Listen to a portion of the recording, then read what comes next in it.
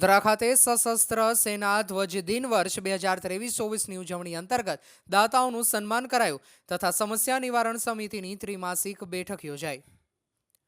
રાષ્ટ્રની રક્ષા કાજે પોતાના પ્રાણ ન્યોછાવર કરનાર વીર સૈનિકોના પરિવારજનોના પુનર્વસવાટ અને કલ્યાણ માટે વિવિધલક્ષી કલ્યાણકારી યોજનાઓના અમલીકરણ માટે સશસ્ત્ર સેના ધ્વજ દિનનો ભંડોળ એકત્ર કરવામાં યોગદાન આપનાર દાતાઓને સન્માનિત અને આગામી સમયમાં પણ દાતાઓ યોગદાન આપવા માટે પ્રોત્સાહિત થાય અને અન્યોને પણ પ્રેરિત કરે તે માટે નિવાસી અધિક કલેક્ટર એમડી ચુડાસમાની અધ્યક્ષતામાં કલેક્ટર કચેરી ગોધરાના સભાખંડમાં સશસ્ત્ર સેના ધ્વજ દિન વર્ષ 2023-24ની ઉજવણી તથા સમસ્યા નિવારણ સમિતિની ત્રિમાસિક બેઠક યોજાઈ હતી। બેઠકમાં સશસ્ત્ર સેના ધ્વજ દિન માટે વર્ષ દરમિયાન મહત્તમ ફાળો એકત્રિત કરનાર 3 સરકારી કચેરીઓ, 3 group of college, 5 group of industries, 1 cooperative sector, 1 વ્યક્તિગત દાતા, 1 ગ્રુપ ઓફ બેંક, 3 શહેરની સરકારી શાળાઓ તેમજ 3 ગ્રામ્યની શાળાઓ મળી કુલ 20 દાતાઓને પ્રોત્સાહિત કરવા માટે નિવાસી અધિક કલેક્ટરના હસ્તે સ્મૃતિચિહ્ન અને પ્રશંસાપત્ર આપી સન્માનિત કરવામાં આવ્યા હતા।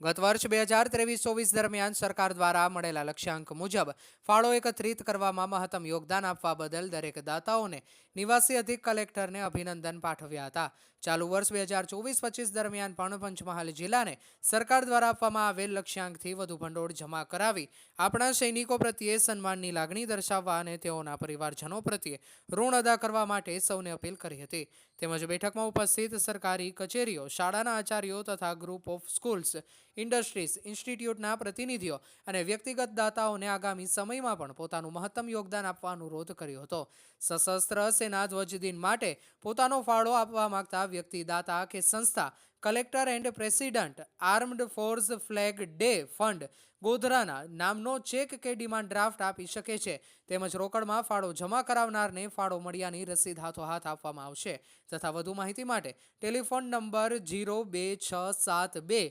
240 પર સંપર્ક કરવો એમ મદદનીશ જિલ્લા સૈનિક કલ્યાણ અને પુનર્વસવાટ અધિકારી પંચમહાલ દ્વારા એક યાદીમાં જણાવાયું છે।